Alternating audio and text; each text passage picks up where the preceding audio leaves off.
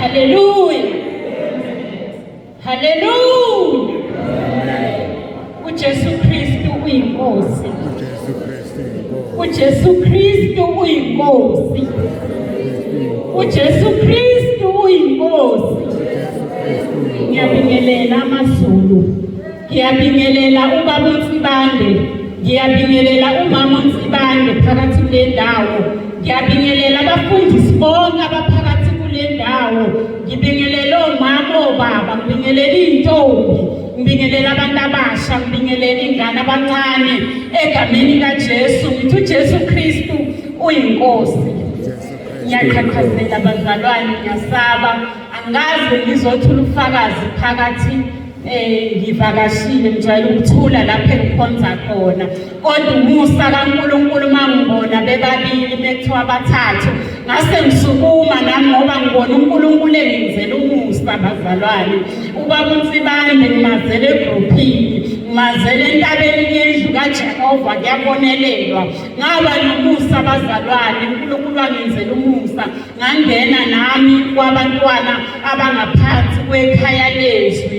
uNkulunkulu engenzela umusa. Bazalwane, ngifundile kubaba uNsibande, ngafunda ukuthi umzalwane ugqoka kanjani, ngafunda ukuthi umzalwane uhamba kanjani. Ngiyambonga uNkulunkulu bazalwane, ngasindiswa ngo-2018 bazalwane, kodwa ngasindiswa ngaqhubeka ngaba yizwe, ngagqoka njengeswe, ngakhuluma njengeswe, ngajola njengeswe, ngibe ngisindisiwe. Kodwa ubaba uNsibande wangifundisa ukuthi umzalwane uhamba kanjani, wangifundisa ukuthi umzalwane ugqoka kanjani. Ngiyambonga uNkulunkulu, ngiyambonga uNkulunkulu. Konke kwakuyinzuzo kimi, akushaya indiva, ngangigqoka amabhulukwe.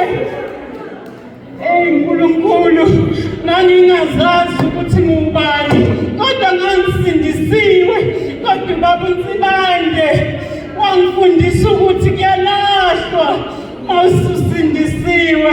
Nangifakile i-dread bayangazi abanye, ngengaya la e-AFM ngaba umzalwane ngakhonza, kodwa ngangihamba njengeswe. uNkulunkulu wangenzela umusa ngimile kule ndawo, kodwa ngibonile ukuthi ubaba uNsibande uzobe sezakheni. Bengingenayo imali, kodwa uNkulunkulu wangenzela umusa ukuthi ngibe lana. Ngiyambonga uNkulunkulu, namanje ngisathandaza ukuthi ku-Good Friday endaweni yalapho kuzobe kukhona khona abasentabeni yendlu kaJehova. uNkulunkulu angenzela umusa ngibe nayo imali ngoba ngibhalile igama lami kwabahambayo. uNkulunkulu engenzela umusa egameni kaJesu. uJesu Kristu uyinkosi. uJesu Kristu uyinkosi. uJesu Kristu